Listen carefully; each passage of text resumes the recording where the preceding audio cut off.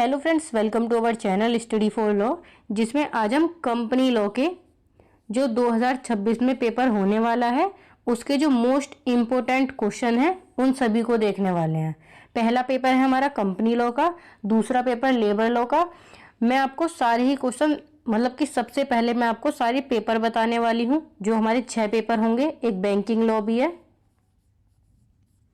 ठीक है। सबसे पहले मैं आपको ये 3-4 दिन में ये सारे के सारे जो पेपर हैं 6 के 6 वो सारे कंप्लीट कराऊंगी। उसके बाद से मैं उन क्वेश्चनों के आंसर डालना शुरू कर दूंगी।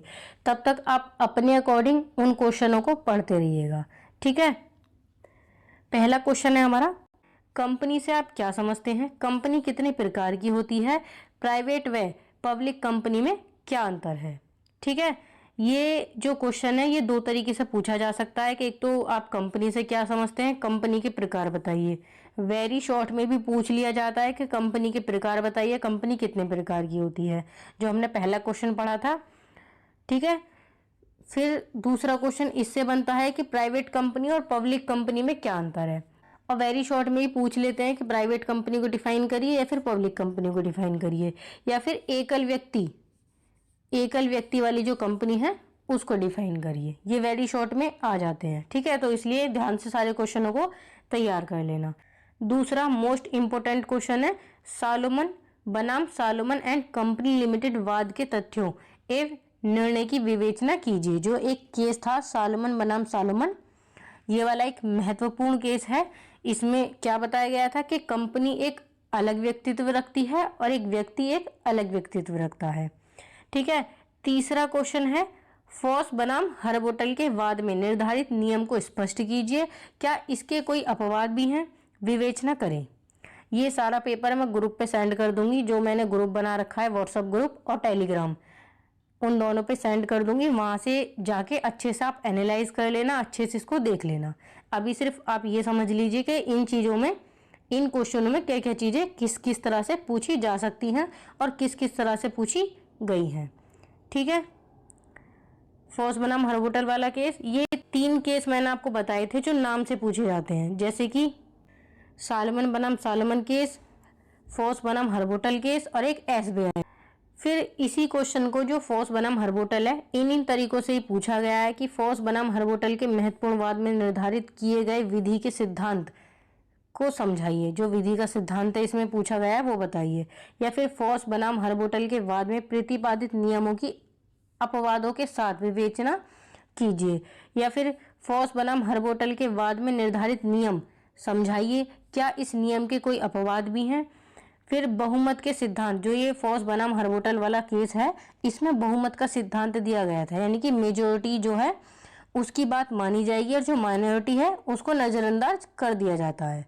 एक रूल और था, प्रॉपर प्लेंटिफ रूल, वो भी इसी में आया था। एक तो बहुमत का सिद्धांत और एक प्रॉपर प्लेंटिफ रूल, कि कंपनी एक अपने आप में ही प्रॉपर प्लेंटिफ है, यानी, ठीक है।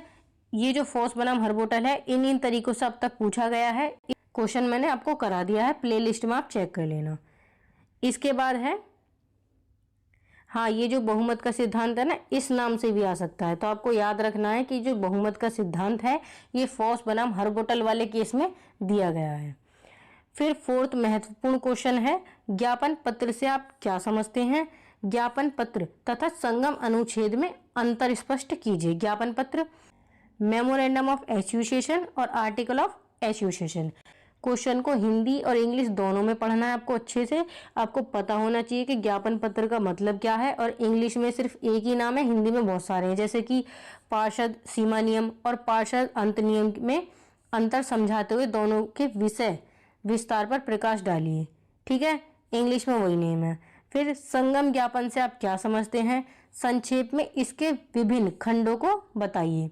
संगम अनुच्छेद से इसका अंतर बताइए। एक तो संगम अनुच्छेद और संगम ज्ञापन, ये दोनों क्या हैं और इन दोनों का अंतर। ये एक महत्वपूर्ण दस्तावेज है कंपनी से रिलेटेड, जिसमें कंपनी की सारी जो डिटेल्स हैं वो बताई जाती हैं। फिर इस तरह से ही पूछा गया है, संगम ज्ञापन से आप क्या समझते हैं? इसके आवश्यक तत्व बताइए। संगम ज्ञापन एवं संगम अनुच्छेद में क्या अंतर है? संगम पत्र संगम अनुच्छेद में क्या अंतर है। इस तरह से वेरी शॉर्ट में ही पूछ लिया जाता है कि संगम ज्ञापन को परिभाषित कीजिए या फिर संगम अनुच्छेद को परिभाषित कीजिए। ठीक है, फिर है फिफ्थ क्वेश्चन, कंपनी लॉ का फिफ्थ क्वेश्चन। कंपनी विधि में अल्ट्रा वायरस के सिद्धांत की विवेचना भारतीय न्यायालयों द्वारा निर्णीत वादों के हवाले से कीजिए। जो अल्ट्रा वायरस है, अल्ट्रा वायरस का सिद्धांत यानी कि ऐसे कार्य जो कंपनी धोखाधड़ी से करती है, फिर कोई भी ऐसा गलत कार्य करती है जो मान्य नहीं होगा, वो अल्ट्रा वायरस यानी कि शून्य घोषित कर दिया जाएगा।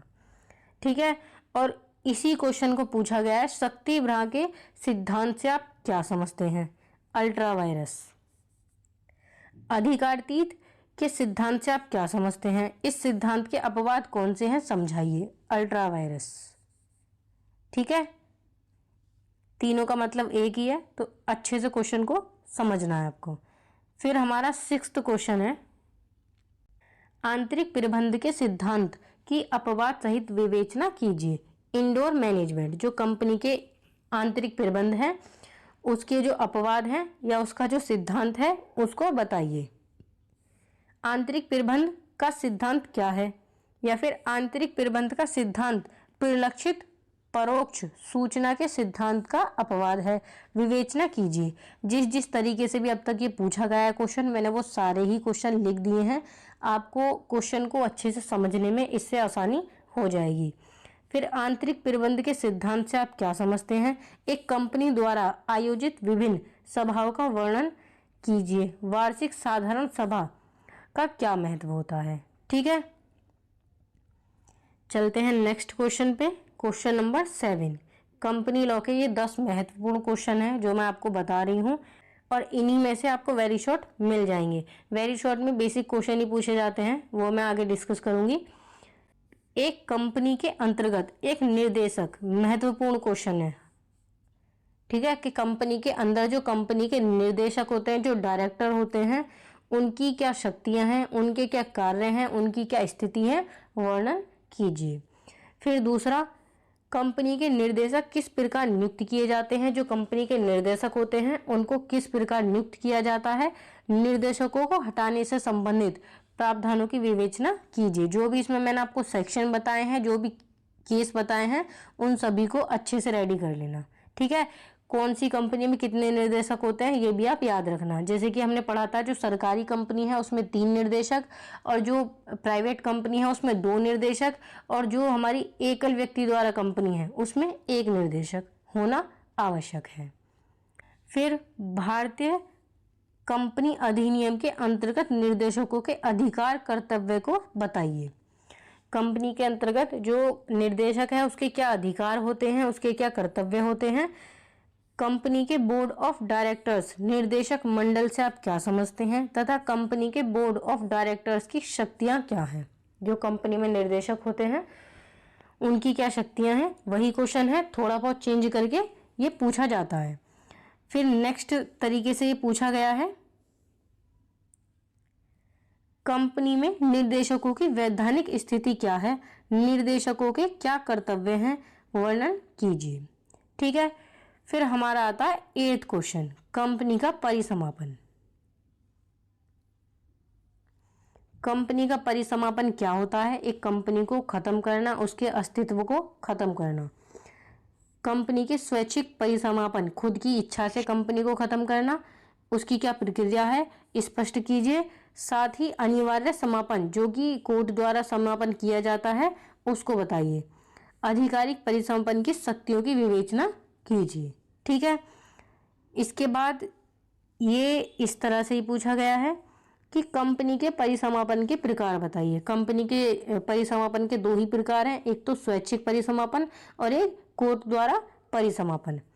दूसरा, न्याय समस्त और सम्यपूर्ण आधार पर न्यायालय कब कंपनी के परिसमापन का भार कर सकती है। ठीक है, फिर कंपनी के समापन से आप क्या समझते हैं, एवं कंपनी के समापन के आधार क्या हैं। ये जो क्वेश्चन है ये 20 नंबर और 10 नंबर में सबसे ज़्यादा पूछे गए हैं, और इन्हीं में से आपको मिल जाएंगे वेरी शॉर्ट, जो कि 2 नंबर का एक क्वेश्चन होता है। 5 क्वेश्चन आपसे पूछे जाते हैं वेरी शॉर्ट में, 10 नंबर के। ठीक है, तो याद रखना 10 नंबर और 20 नंबर में ये सारे क्वेश्चन सबसे ज़्यादा पूछे जाते हैं। इन सभी को आपको अच्छे से तैयार करना है। 9th क्वेश्चन है, उन परिस्थितियों का वर्णन कीजिए जिसमें किसी कंपनी के निगमित आवरण, जो एक कंपनी होती है, जो एक निगमित कंपनी होती है, उसके आवरण को हटाया जा सकता है, उसका पर्दाफाश किया जा सकता है। कब? जब कंपनी कोई धोखाधड़ी से कार्य करे। ठीक है, तथा कंपनी के पृथक विधिक अस्तित्व को नकारा जा सकता है, कि कंपनी एक अलग व्यक्तित्व रखती है, इसको नकारा जा सकता है। अगर कोई गलत कार्य होगा तो जो न्यायालय है, जो कोर्ट है, वो ये देखेगी कि इस कंपनी के पीछे वो कौन व्यक्ति है जिसने ये कार्य किया है, उसको जिम्मेदार ठहराया जाता है। ठीक है, फिर यही वाला क्वेश्चन है, कंपनी के जो निगमित आवरण है उसको किन परिस्थितियों में उठाया जा सकता है। ये क्वेश्चन भी मैंने करा दिया है, इसको भी आप देख लेना। प्लेलिस्ट में मैंने मोस्ट ऑफ ऑल सारे क्वेश्चन करा दिए हैं, सिर्फ 1 या 2 क्वेश्चन रह गए जो मैंने नहीं कराए हैं। ठीक है, निगमन के पर्दों को उठाने के सिद्धांत की विस्तार पूर्वक विवेचना कीजिए। हर साल ये इसी तरह से पूछे जा रहे हैं क्वेश्चन, इस बार भी इसी तरह से पूछे जाएंगे। फिर निगमन रूपी पर्दों को हटाने के सिद्धांत की वादों नियमों के माध्यम से विवेचना कीजिए। अब ये जो सारे क्वेश्चन है ना, ये कंपनी का बेस है कि कंपनी क्या होती है, कंपनी के कितने प्रकार होते हैं, प्राइवेट कंपनी क्या होती है, पब्लिक कंपनी क्या होती है, अल्ट्रा वायरस क्या होता है, सालोमन का जो सिद्धांत है जिसमें ये सिद्धांत आया था कि कंपनी एक अलग व्यक्तित्व रखती है और एक कंपनी का सदस्य अलग व्यक्तित्व रखता है, कंपनी के नाम से केस किया जा सकता है, कंपनी अपने नाम से किसी पर केस कर सकती है। ये सारे बेसिक क्वेश्चन है जो कि पूछा ही जाएगा। अब कंपनी लॉ में सबसे पहले क्या पूछा जाएगा, तो कंपनी क्या है, कंपनी के प्रकार क्या हैं, प्राइवेट कंपनी क्या होती है, पब्लिक कंपनी क्या होती है, कंपनी के अंदर कोई गलत काम होता है तो उसमें क्या सिद्धांत लागू किया जाता है, मेजोरिटी का सिद्धांत क्या होता है, फोर्स बनाम हर्बोटल का केस है वो क्यों महत्वपूर्ण है, उसमें क्या आया था, मेजोरिटी का सिद्धांत। तो ये सारी चीजें आपसे पूछी ही जाएंगी। ठीक है, नेक्स्ट क्वेश्चन है हमारा क्वेश्चन नंबर 10, विवरणिका में गलत विवरण के लिए सिविल और आपराधिक दायित्व की विवेचना कीजिए। जो कंपनी का प्रोस्पेक्टस है जिसमें कंपनी अपने सारे रूल और रेगुलेशंस को बताती है, उसमें कुछ मिस स्टेटमेंट यानी कि कोई गलत कथन दिया जाता है तो उसमें सिविल दायित्व और आपराधिक दायित्व क्या होंगे ये बताना है। फिर इस तरह से ही पूछा गया है कि विवरण पत्रिका यानी कि विवरण पत्रिका के दुरुपयोग के लिए कौन उत्तरदायी होता है, दुर्व्यपदेशन के लिए दीवानी तथा आपराधिक उत्तरदायित्व की सीमा का भी उल्लेख कीजिए। जो विवरण पत्रिका है उसमें कुछ भी गलत कथन दिया जाता है तो उसके लिए किसको जिम्मेदार ठहराया जाएगा ये बताना है। ठीक है, प्रोस्पेक्टस से आप क्या समझते हैं, इसमें मिथ्या कथन मिस स्टेटमेंट के लिए कौन जिम्मेदार है। ठीक है, सबसे पहले हमें विवरण पत्रिका के बारे में बताना है कि वो क्या होती है, फिर इसका जो मिस यूज़ है वो किस तरह से किया जाता है, और मिस यूज़ में जो सिविल दायित्व होते हैं और जो आपराधिक दायित्व होते हैं उसके लिए कौन जिम्मेदार होता है, उसमें क्या पनिशमेंट दी जाती है, वो सारी चीज़ें। ठीक है, ये सारे 10 क्वेश्चन है जो कि मोस्ट इम्पोर्टेंट है। ठीक है, ये सारे के सारे आपको अच्छे से रेडी करने हैं।